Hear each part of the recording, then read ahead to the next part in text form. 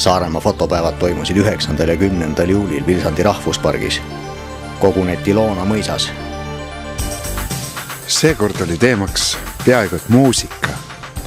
Fotograafilised noodid oli Väino Silma ettekanne ja seal ta käsitleski fotograafiat ja abivahendina kasutas muusikat.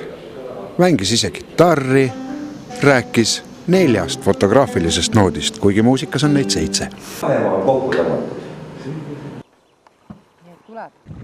Sulle tõmbab seda niiti, ämblik, aga kuulasime Aleksei Turovskit nii eile kui täna. Harilaiul tutvustas fotograaf Anti Kuus ajakirja Positiiv.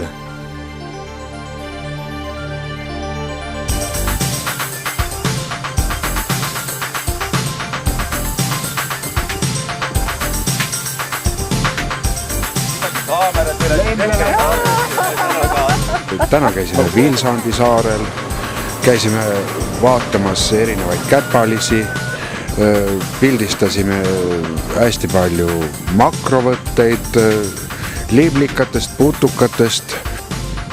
Ootan nüüd järgmist üritust, mida aitan samuti korraldada.